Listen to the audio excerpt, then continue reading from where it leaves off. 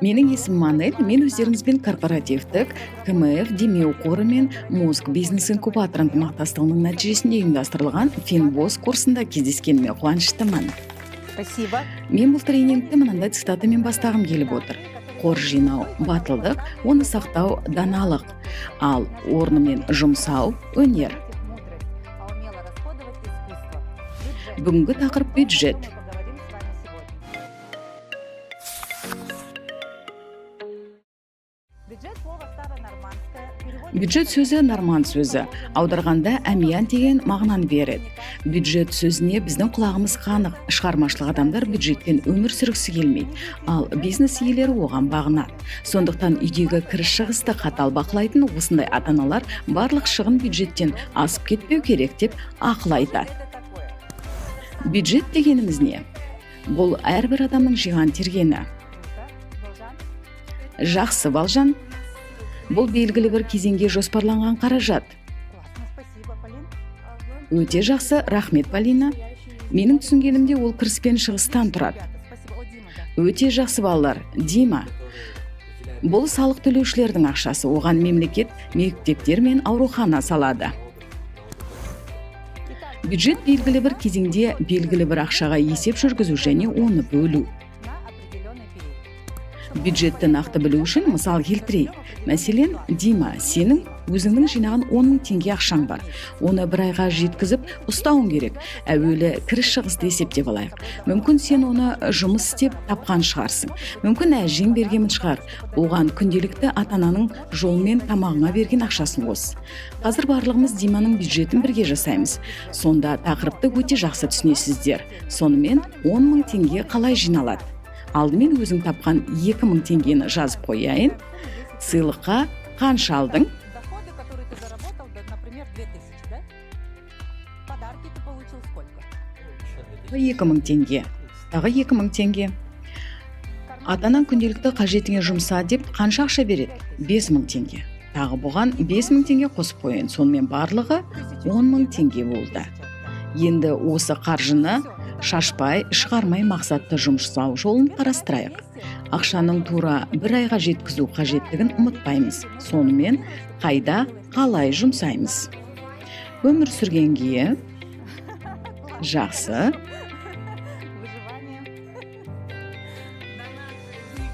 қайырымдылыққа, қыдырғанға, донаты қайырымдылықпен байланысқа келсем. Согласна, хорошо. Жолға,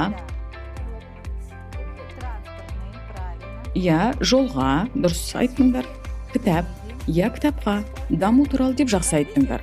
Бұл кітапқа, тағы спорт жаттығуларына. Мәселен, Дима, сен спортпен айналысасың ғой. Тағы тіл үйрететін курстарды ұмытпайық. Ал қаржының қайда жұмсалатынын алдын ала есептеп алайық. Бюджетіміз 10 мың теңге. Бірінші телефонға тариф бойынша қанша қоясыңдар? Тарифпен 2 мың теңгенің айналасында болады. Тарифтерің керемет екен. 1600 теңге болса, жолға қанша кетеді? Міне, бюджетті білетіндеріңді байқадық. Сонымен бір айға жолға қанша ақша жұмсаймыз? Бір айға 1000 теңге шамасында. 1000 теңге жол ақысына, ал кітапқа қанша? Кітапты онлайн сатып алсақ 4000, ал арнайы дүкендерде бағасы 7000 теңге. На книги сколько мы потратим? Кітапты күнде оқымайсыңдар ғой. Бір айда бір кітапты оқып бітесіңдер ма? Дима, сен айына 4 кітап оқимын дейсің ба? Онда жарайсың. Бір кітаптың бағасы қанша?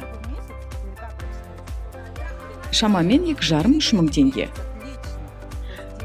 Олай болса, сенің ақшаң түгелдей кітап алуға жұмсалып кетеді. Сондықтан біз онлайн оқимыз. Жазылу арзанға шығады. Онда 1000 теңгеге келістік, ал тіл үйрететін курстарға 4000 теңге жазам. Сонымен барлығы қанша болды? Все, 1000 тенге, наверное. 7600. И на языковые курсы мы записываем 4000 тенге. 7600, сонымен біздің кірісіміз 10 мың теңге, шығыс 7600, әлі де қалған 2400 теңгеміз бар. Онымен не істейміз? Расходов 7600. Что у нас получился? Есть? Қалғанын жинауға болады. Балалар, жарайсыңдар.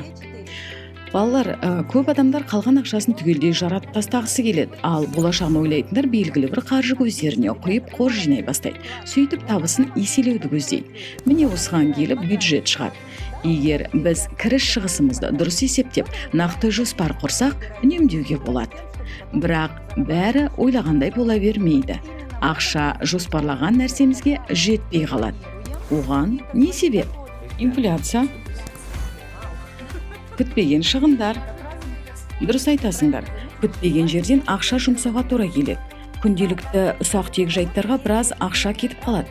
Мәселен, су аласың, көңіл күйім жоқ деп шоколад алып жейсің, немесе күтпеген жерден жеңілдікпен зат сатып аласың. Айта берсе көп. Осыдан барып, бюджет талаптары сақталмайды. Ондайды эмоциялық сатып алулар дейміз. Ол туралы келесі сабағымызда айтамыз. На другом занятии. Были ли у вас случаи, истории, когда... Сіздерде мынандай жағдай болды ма? Бюджетті құрып алып, оны сақтай алмаған кездеріңіз қаншалықты жиі орын алды? Менде осыған ұқсас жайттар жиі болып тұрады. Қолдағы бар ақшамды дұрыс жұмсай алмаймын. Сосын жеткізе алмай, қатты қиналам. Иә, Балжан, Спасибо, Ванесса, да. Действительно типичная проблема. Да, Бузан? енді есіме түсті. Өткен бір фестивальге бардым. Қолымда өзім жинаған 10 000 теңгем болды. Соның ары кетсе 5 000 теңгесін ғана жұмсаймын деп ойладым. Бірақ 7 000 теңгенің қалай кетіп қалғанын білмей қалдым. И даже не заметила, как все деньги потратила. Тебе надо было... Саған өте мұқият болу керек. Біз алдағы сабақтарымызда дәл осы эмоциялық сатып алулар туралы қозғаймыз. Мен мысал ақшамның 70%-ын жұмсап, қалғанын алып қалғым келеді. Тамақтан да үнемдеуге болады ғой. Дима, жарайсың, бұл тақырып курста бар. Үнемделген қаржыны қайда жұмсау тақырыбында сабақ өтеді. Инвестиция қалай жасалады, ақшаны қалай көбейтуге болады, осының бәрін айтамыз. Ал Айбын, маған достарым қыдыруға белгілі көлемде қаржы берді делік. Бірақ мен ақшамды жоспарлаған нәрсеге емес, ойламаған ұсақ түйекке құртып тастаймын. Когда я вижу то, что меня прям Бұл да сатып алудың эмоционалдық түріне жатады. Көп отбасылар бюджет құрмайды. Өкінішке орай, біздің елімізде бұл процесс дамымай жатыр. Сондықтан бізге ерте бастан бюджет жасап үйренуді әдетке айландыру керек. Әрине, күнде ақшаны неге қайда жұмсағаныңды жазып, өзің есеп беру оңай шаруа емес. Бюджет жасайтындар, бюджет құрамайтын адамдарға қарағанда ақшаны 30%-ке аз жұмсайды. Шығынның теңестірілген жүйесі бар. чем те, кто бюджет не ведет. Ол бойынша ақша алдын ала қайда жұмсалатыны есепке алынады. Оны кувшин әдісі немесе бента қорабы дейді. Нет, остается одна. Сама Басқа да даулар бар. Қалай айтсаңыздар да оның мағынасы өзгермейді, сол қалпында қала береді. Бұл жүйе бойынша жеке бюджеттегі қаражаттың, яғни ондағы табыстың 55%-ы ең керек деген заттарға жұмсалуы тиіс. Ал қандай қажеттілік деп ойлайсыздар? Айтыңыздаршы. Отлично, Дима, да. Баспана, киім-кешек. 10% обязательно откладывается. Дима, дұрыс айтасың, жарайсың. Это та возможность, Кірістің 10%-ын инвестицияға жіберу керек. Бұл қосымша қаржы көзі болып есептеледі. Ал 10%-ын сақтау қорына құйған дұрыс. Тағы 10%-ын ойын-сауыққа жұмсаймыз. Арасында демалып, сергіп алғанға артық етпей. 5%-ын қайырымдылыққа немесе сыйлық алуға жоспарлаймыз. Енді қалған 10%-ымыз бар, оны міндетті түрде білім алуға бағыттаймыз. Енді мен сіздердің ой пікірлеріңізді білгім келеді. Не себепті бюджетіміздің 10%-ын білімге жұмсаймыз? Санасыз болмау үшін, и не нуждаться кейін ауқатты тұру үшін. Сколько снимать? Но образование же не нужно. Егер жақсылап TikTok түсірсе, ақша жасауға болады. Бұл тұрақты табыс көзі емес қой. 1-2 ай ғана ақша табасың, ал одан кейін ше. Ол үшін көпшілікке ұнайтын контент жасай білуің керек. Оның ең алдымен пайдалы болғаны жөн. Ал контентті толтыру үшін өзің де білімді болуға тиіссің. Айбын, сен білім туралы жақсы айттың, жарайсың. про образование. Бюджеттің 10%-ын ақыл-ойды дамытуға арнаған жөн. Кейін сол алған білімің өзіңді асырайды. Оған жұмсаған қаржың бірнеше есе болып көбейеді.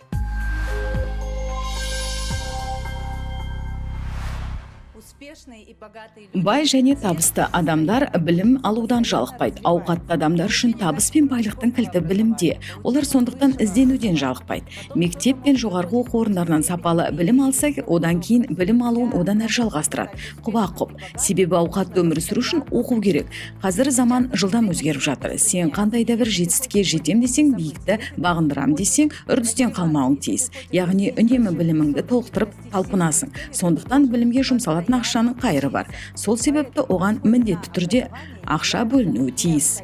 Обязательной статьей в бюджете.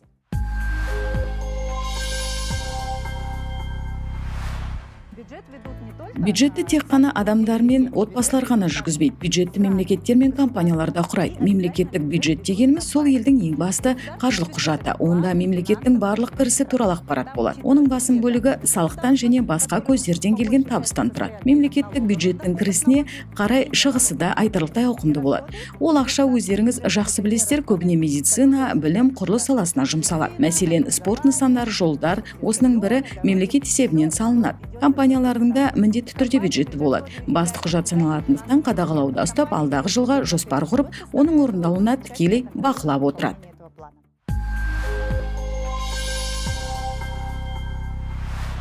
У меня к вам будет такое задание. Мен сіздерге мынандай тапсырма берем. Үйде ата-аналарыңызбен бірге отырып, отбасылық жоспар құрып үйреніңіздер. Ең алдымен алдағы 3 айға қарап көріңіздер. Осымен біздің бірінші сабағымыз аяқталды. Келесі дәрісте кездескенше сау болыңыздар.